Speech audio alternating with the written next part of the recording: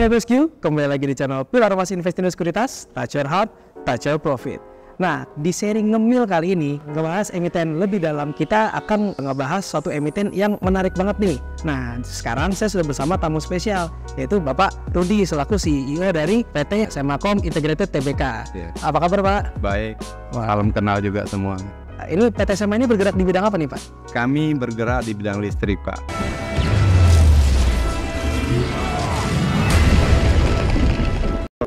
Oh gitu. Dan energi terbarukan. Oh mantap sekali ya. Tonton terus sampai habis di channel Pilar Mas Investor Sekuritas, Touch Your Heart, Touch Your Profit, Pilar Sekuritas Channel di Indonesia.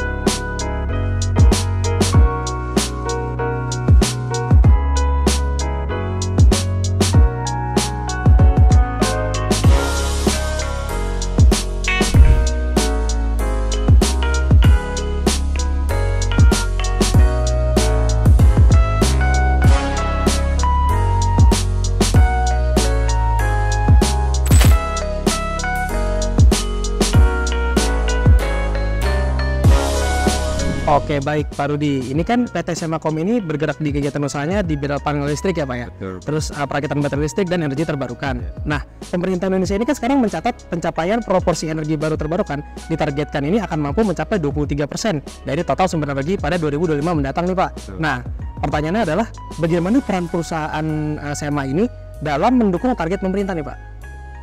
Mungkin sedikit saya jelaskan dikit ya. Oke, Pak. Bahwa memang benar pemerintah menargetkan 23% pada tahun 2025. Dan pada tahun 2060 pemerintah telah berkomitmen kita menjadi zero emisi Pak. Oh, oke. Arti kata di sana pembangkit lain selain EBT tidak ada lagi.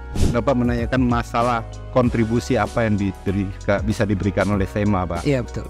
Arti kata kami ini bergerak dalam bidang kelistrikan dari tahun 2009.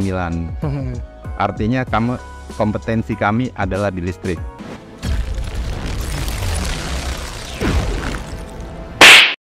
Jadi listrik ini sebenarnya kan sama dengan EBT Pak. Di EBT juga kelistrikan, di mana EBT itu hanya green energy. Di dalamnya juga memerlukan panel, itu sudah sangat sebidang. Dan kami merasa peluang ini sangat besar dan konversi yang akan dilakukan sangat besar sekali Pak.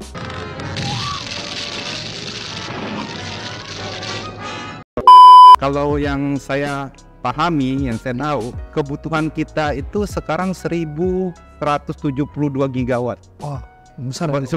Begitu besar yang harus kita konversikan menjadi tenaga listrik yang dihijaukan atau EBT ya. Iya, betul. Ya. Arti kata kami melihat peluang di sangat besar di sana, dan karena kami sudah awalnya bergerak di bidang listrik, kami bisa memberikan kontribusi yang cukup besar. Saat ini memang fokus kami hanya di EBT, khususnya surya panel, tenaga surya ya Pak ini ya. Artinya untuk kedepannya tidak menutup kemungkinan kami juga akan bermain di tenaga air, udara. Air, tanah, api, udara.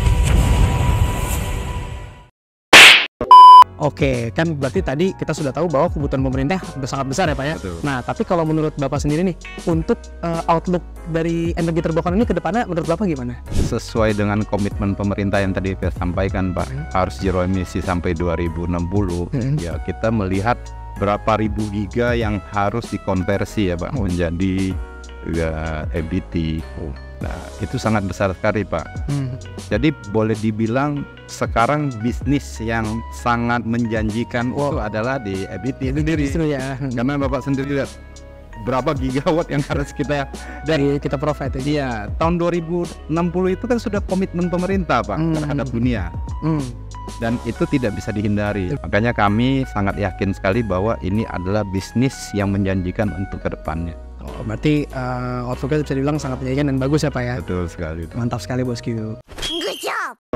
Oke Pak Rudi, ini kan karena outlooknya terlihat sangat menarik, berarti kan lumayan menjanjikan juga ya Pak ya. Nah, berarti kalau menurut Bapak nih, sekarang tadinya karena kita harus berkonversi ke EBT, cuman kan yang ada sekarang konvensional nih, energi masih belum listrik semua lah. Nah, menurut Bapak dari keadaan energi konvensional sekarang ini gimana menurut Bapak? Ya, menurut saya energi konvensional ini hanya tinggal tunggu waktu ya Pak. Bila waktu telah memanggil. Mau tidak mau harus bertransisi. Karena yang kita tahu adalah misalnya kita bicara adalah minyak, cepat lambat kan akan habis Pak. Habis ya, betul. Nah, batu bara juga sih. ada waktunya. Kenapa bukan hanya Indonesia, dunia ya, melihat kita sudah harus ke EBT. Kita mencari sumber energi yang tidak bisa habis Pak. To infinity and beyond. Dan bagus untuk lingkungan juga. Menurut saya transisi ini tetap akan jalan terus.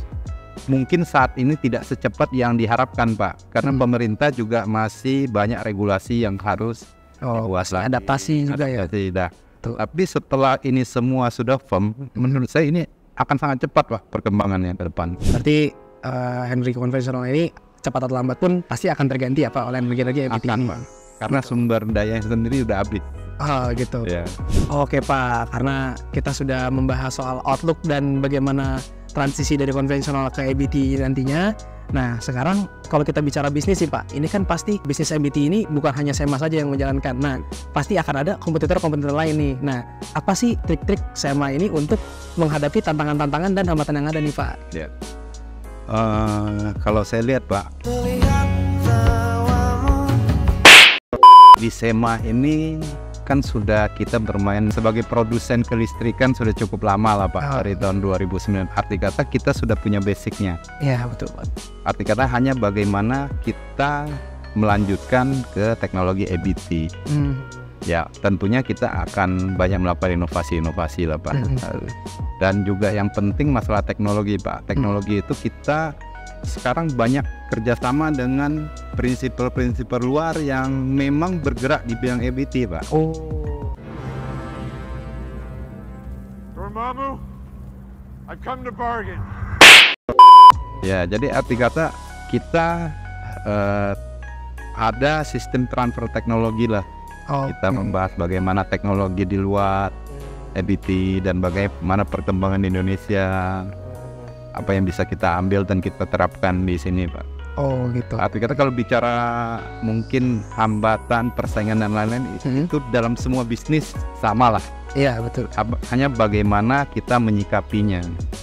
Dan kami sangat confident karena kami sudah bermain di sini cukup lama, bukan baru. Oh gitu. Oke. Ya, arti kata kita betul punya basic sebagai produsen listrik dan kita berkembang ke EBT. Berarti bisa dibilang SEMA ini bekerja sama juga dengan dari pemain-pemain di luar untuk selalu update ya Pak ya. Nanti kita tidak hanya stuck di situ aja, jadi dia tetap mengikuti perkembangan EBT ini bagaimana di luar negeri gitu ya Pak. Oke Pak Rudi, sekarang dari kita tadi bicara inovasi dan kompetitif, sekarang kita bicara soal keuangan. Nah dari PT SEMA sendiri nih Pak, bagaimana kebijakan yang dibuat oleh PT SEMA untuk meningkatkan pendapatan sehingga nantinya ini akan memberikan kontribusi pertumbuhan kinerja keuangan dari SEMA sendiri gitu Pak. Jadi kalau saya lihat begini ya Pak, kalau kita bicara pendapatan otomatis berhubungan juga dengan sales Pak. Arti kata semakin banyak yang bisa kita jual, kita bisa mendapat keuntungan semakin besar dan keuangan semakin sehat. Nah dalam hal ini sudah beberapa hal yang sudah kami lakukan Pak, tidak hanya bicara mengenai EBT sendiri. Mungkin salah satunya kita di panel, kami sudah mulai masuk sekarang ke namanya data center. Karena bisnis data center ini lagi hot Pak. Lagi hot ya.